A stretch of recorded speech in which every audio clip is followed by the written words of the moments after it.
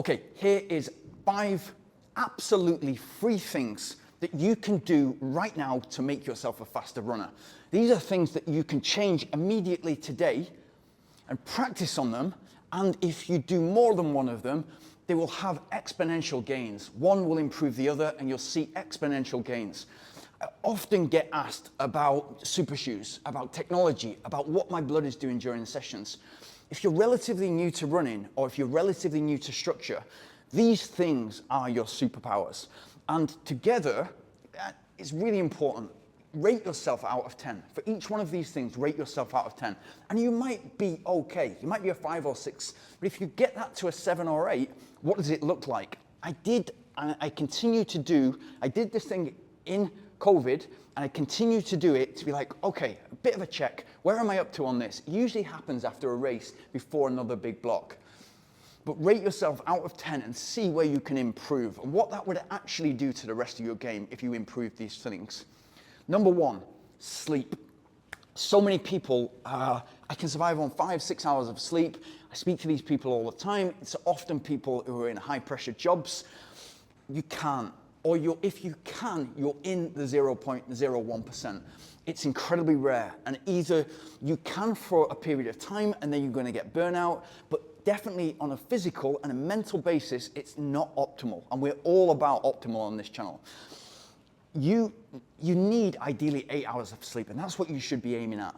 If you can get 9 hours, remember that we are physical. What we're doing is repetitive physical. We're also in the gym. We're trying to get the most out of our body. Your sleep is your superpower. And 8 to 9 hours, I'll always guard that. It doesn't matter to me. I go to bed at 10 o'clock and I wake up 8-9 hours later. If I end up going to bed at 2 o'clock in the morning, I'll wake up 8 or 9 hours. I guard that sleep. So I cancel things that I've booked in the morning. I make sure that I get that level of sleep because I know that that is the fundamental to everything else. That's the most important pillar to get right. The next is reducing your stress. Now, I know it's harder, it's easier said than done. It's hard when you feel pressure. You feel that you've got many things going on in your life, whether it's to do with your career, your business, your work in somewhere, your studies, your family, obligations, relationships. You've got a lot going on, as children especially.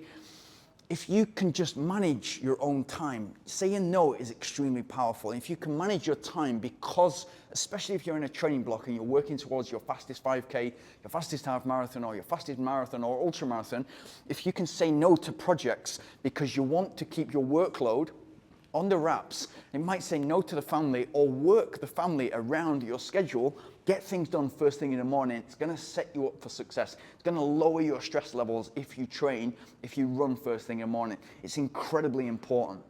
The next thing, and this comes right after sleep, is hydration. It's incredible how many runners I speak to that are using their body and trying to optimize their performance and work towards a goal, and they're committed, they're dedicated, but they're missing simple things like hydration. And when you ask somebody, how much water do you drink? I don't really like water, or I drink maybe a litre a day or half a litre a day. I have a minimum of 3 to 4 litres on an easy day, and on a tough day, on a training day, on an interval or long run day, or if you've been out on a bike, that could be 5-6 litres plus. And yes, you've got to couple it with electrolytes, but get that right and get into the habit of waking up and rehydrating. And it only takes 500 mils to initially have that habit where you go from bed, great sleep, hydration. How good, if you're not doing those two things at the moment, or you rate yourself as a 5 out of 10, how good would it feel if you start to have more sleep, you start to feel more rested, more recovered, enhance your recovery, and you're hydrated, and you're implementing that habit into your day, so that then through the day, after that 500 mil, you're regularly hydrating. It's super important and great for muscle performance and great for recovery. It really is a superpower. The next is added to that is diet. Now, diet, I'm not going to go too much into detail. All what I'll say is a nice little hack is when you feel hungry, you're going to make bad decisions if you're in the wrong place or if the wrong items are in your cupboards or fridge.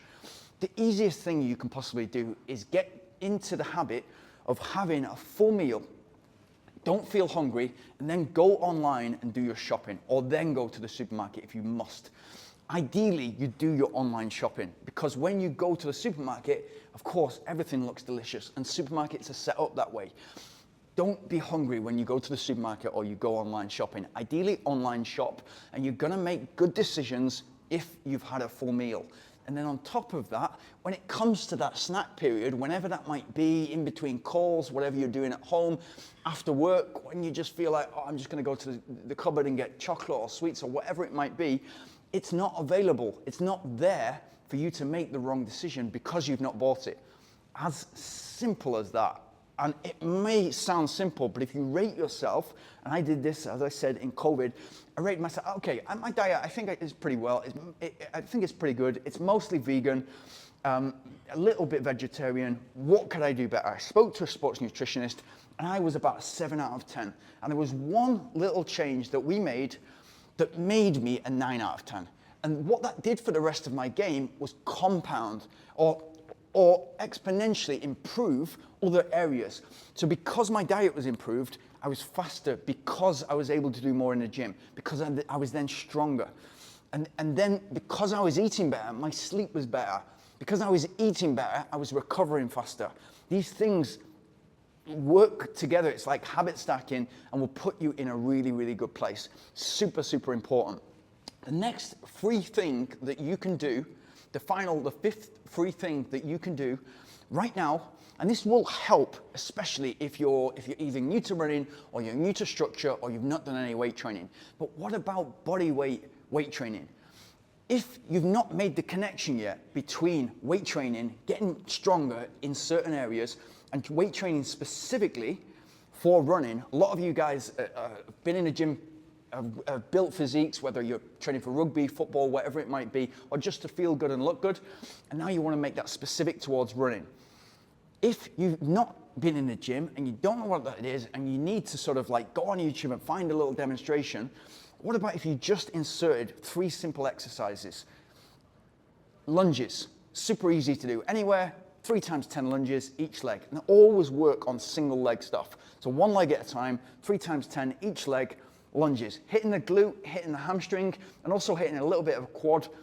What we're working on is becoming a more robust athlete that doesn't get injured as much, so then we can improve more, and the improvement curve is more like that, as opposed to, oh, I'm injured again, I'm injured again, I'm injured again. Yeah, we don't want that, but we're also making a more powerful runner, stronger big muscles, glutes and hamstrings, but robust quads and robust lower legs, so that our stride length is longer. Again, the gains are exponential. If you build a stronger runner, that's a faster runner. Next, I would say squats. Just simple, whether it's back against the wall or whether it's just feet apart, just going down and feeling your quads, your glutes, your hamstrings. Simple as that. If you do something like 3 times 20 body weight squats, if you haven't got any weights in the house, you can even use just a 5-litre bottle of water filled up. It's 5 kg or 2 of them. You know, whatever you've got access to, it's completely free. And you can do this. It's going to improve your game. And then the next thing I'd say is, or the next exercise, is hamstring bridges. I love to do hamstring bridges, because if you're looking after your hamstring, then not only is it powerful for your running, it's going to make you faster, but it's in an area that is commonly injured. And if you look after that, it's kind of like preventative maintenance. If you're doing preventative maintenance like you would in a factory, or like you would on a car, you're not going to worry about that area. So it becomes a strength, when for most runners, it's a weakness. So there are 5 things that you can implement literally starting today in your schedule that will make you a faster runner. Good luck with that. And if you've got anything from it, please like, subscribe, hit the notification bell. And if you have any questions, put them in the comments below.